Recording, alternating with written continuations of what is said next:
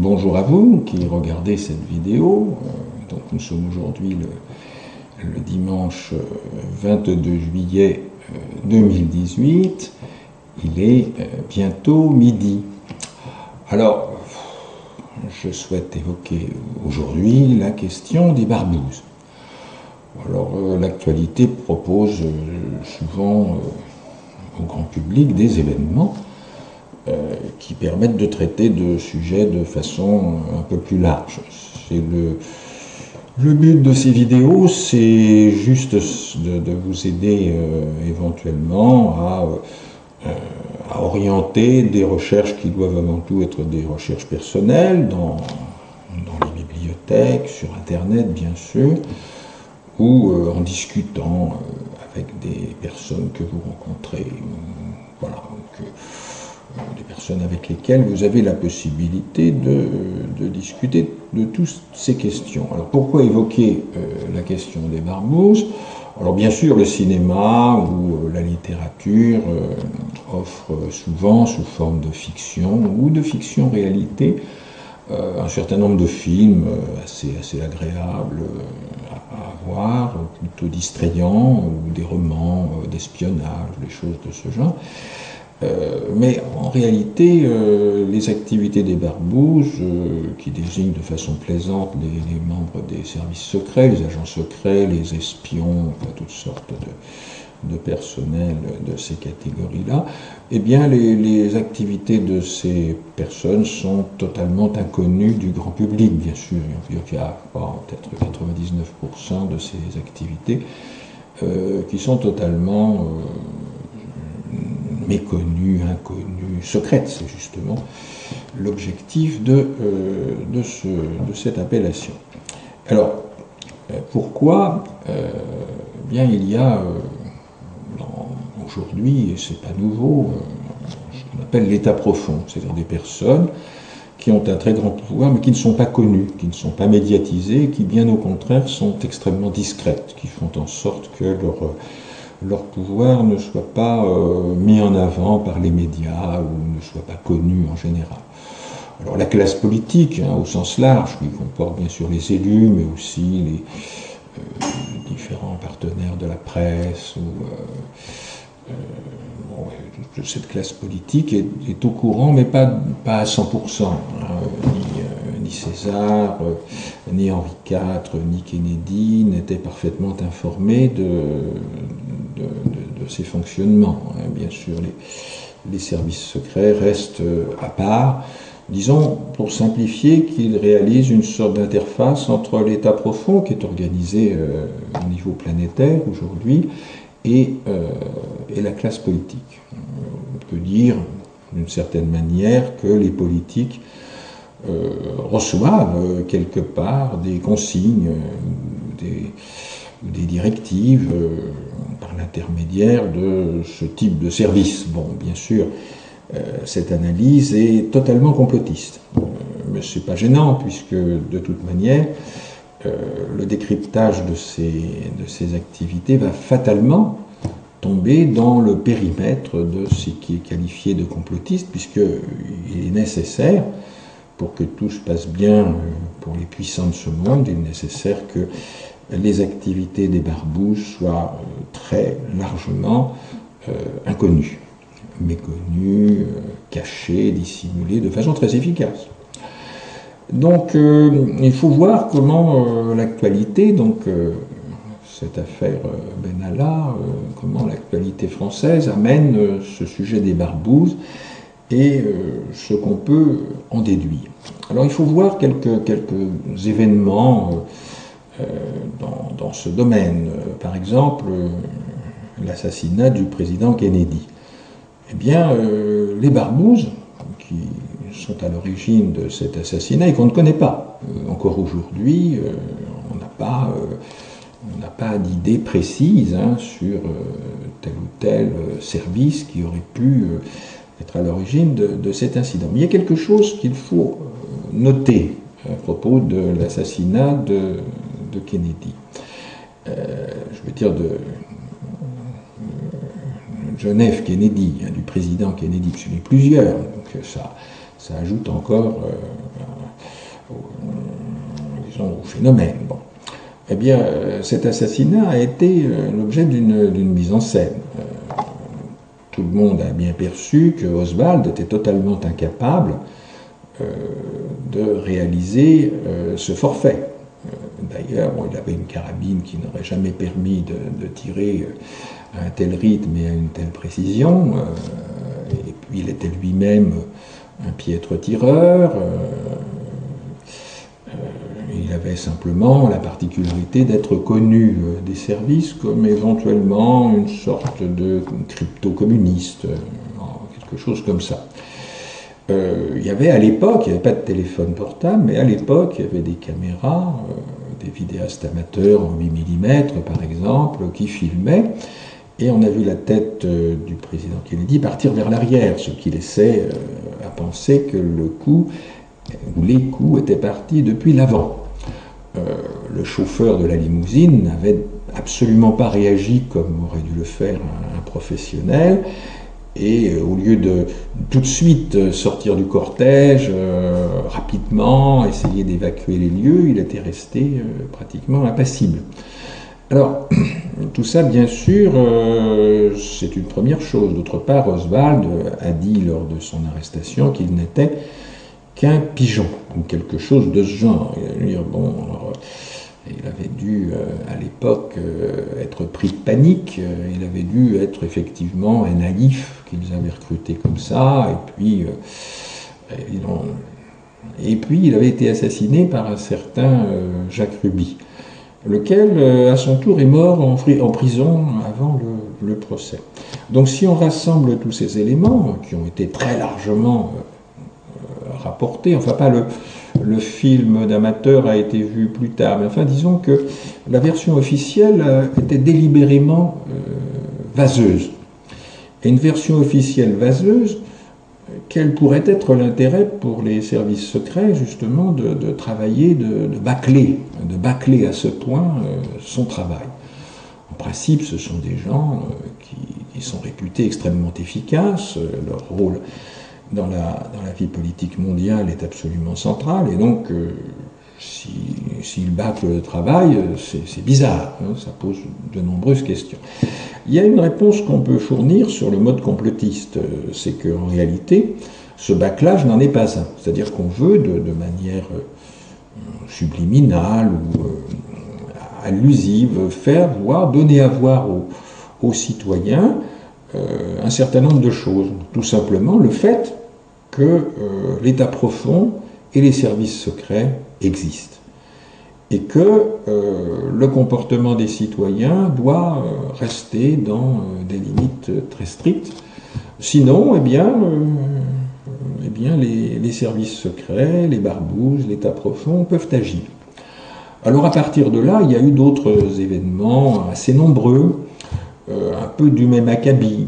Il y a eu les opérations Gladio, pendant disons, une période de guerre froide, il y a eu plein de phénomènes. On peut citer le 11 septembre, qui est bien sûr le grand événement au tournant du millénaire.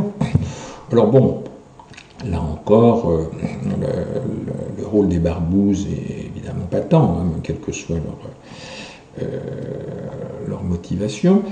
Ces barbouzes, donc, qui sont liés à des États profonds organisés de manière planétaire, donc qui participent de réseaux internationaux, ces barbouzes, là encore, ne sont pas censés signaler leur intervention.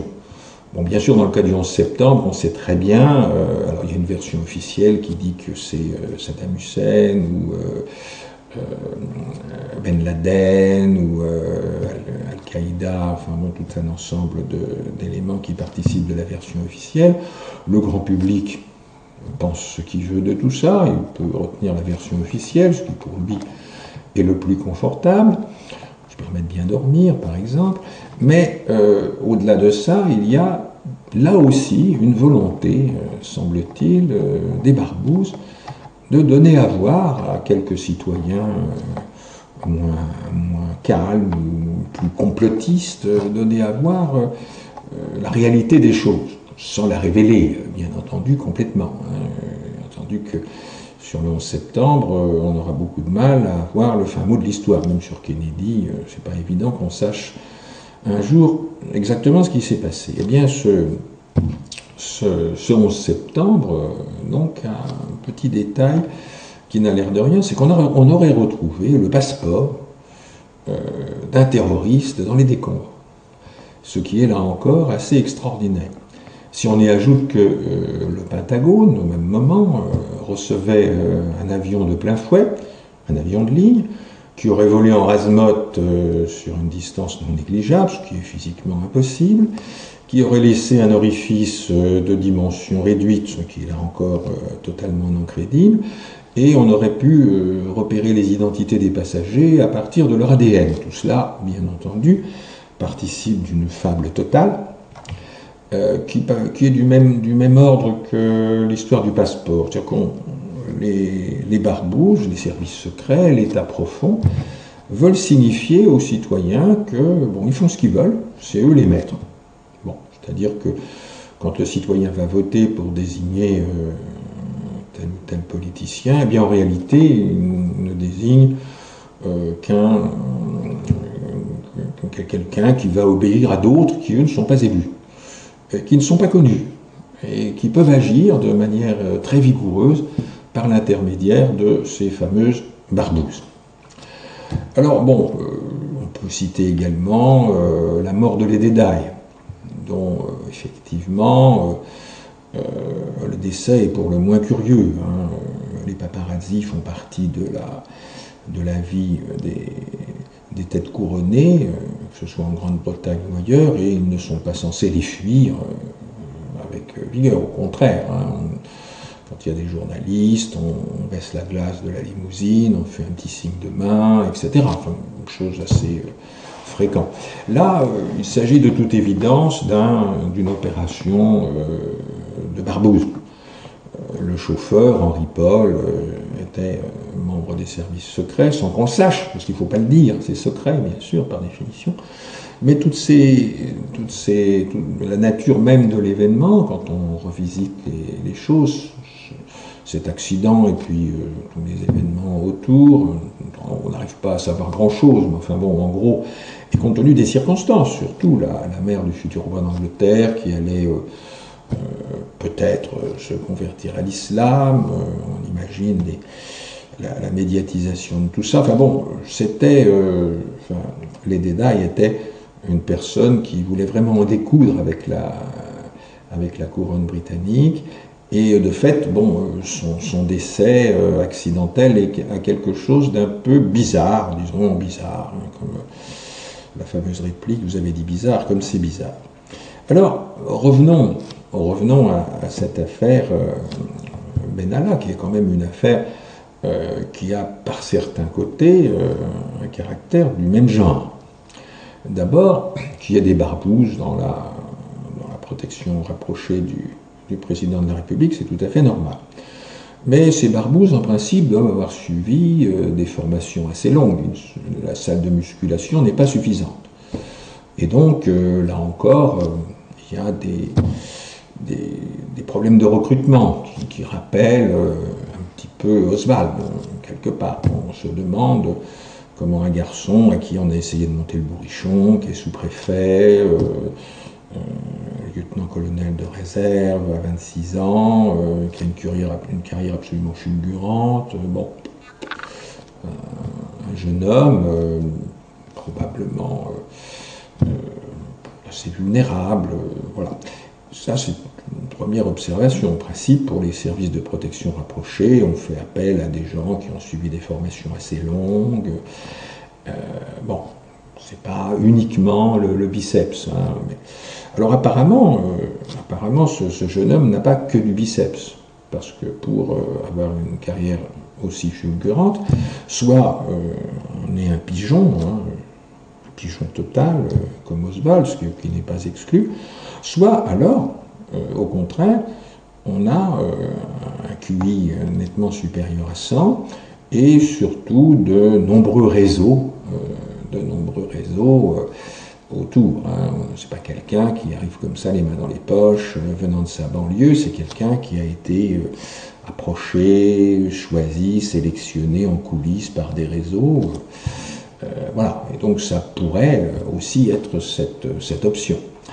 Pourquoi une telle vision complotiste des choses pourrait nous intéresser? C'est qu'en réalité, quelqu'un qui veut, mettons, se défouler contre des manifestants dans une situation singulière, puisqu'il avait usurpé des insignes de police, j'étais pas policier, tout ça, bah, il mettrait une cagoule, hein, bah, il aurait une visière fumée. Enfin, il y a tout un ensemble de choses qui donnent à penser que cette prise de vue, finalement, était quelque part éventuellement recherchée.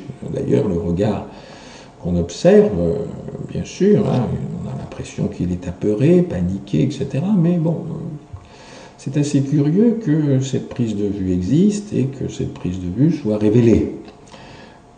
Donc il y a tout un ensemble d'affaires qui sont très peu claires dans ces administrations. Il y a pas mal de personnes, il y en a certaines qui sont dans le secret, d'autres qui ne le sont pas. Bon.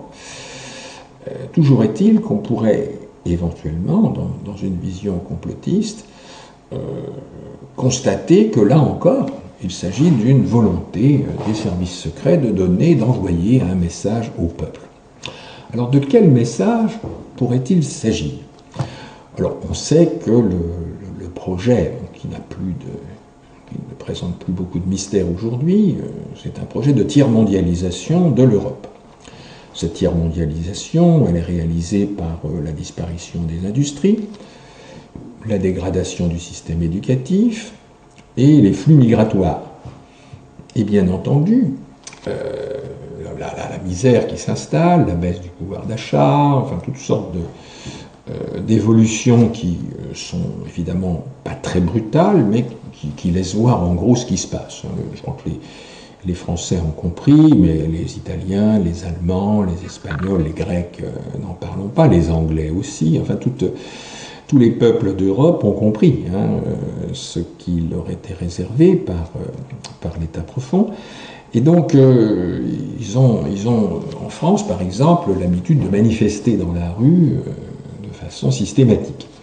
Alors, la crainte du pouvoir, c'est que ces manifestations de rue ne viennent à tourner du mauvais côté. C'est-à-dire qu'après tout, des manifestations de rue qui pourraient être vraiment massives mettrait en question la stratégie de l'État profond, parce que la France a encore beaucoup de richesses. Ces richesses ont vocation à être absorbées par l'oligarchie mondialiste qui veut uniformiser la planète. Alors pour nous, en Europe, ça veut dire serrer plusieurs grandes ceintures. Et donc, eh bien, le message qui pourrait être délivré très simplement par cet événement, dans lequel Benalla n'a peut-être qu'un rôle secondaire, finalement. Bon. Eh bien, le message qui est transmis à cet événement, c'est que les manifestants pourraient très bien rencontrer d'autres personnes que les CRS. Alors, les CRS, c'est bien, mais Mesdames, par exemple, c'était beaucoup plus violent. Et puis il y avait des snipers, et puis il y avait toutes sortes de barbouzes, justement, infiltrés dans tous les sens, de tous les côtés. Donc, ce message qui pourrait être délivré aux candidats aux manifestations de rue, c'est attention, si vous envisagez d'aller dans les manifestations, eh bien, sachez que vous pourriez prendre des risques importants. Vous pourriez, en gros, vous faire liquider. Donc, cette irruption d'un personnage, d'un faux policier, très proche du pouvoir, c'est le message, en gros, que le pouvoir, donc il est peut-être encore derrière, que le pouvoir, l'État profond, ne veut pas tolérer d'opposition à sa stratégie de paupérisation des peuples d'Europe. Et donc, ceux qui auraient l'idée de s'y opposer par des manifestations ou par je ne sais trop quelle opération collective, eh bien, on leur envoie le message comme quoi ça allait très mal se passer pour eux.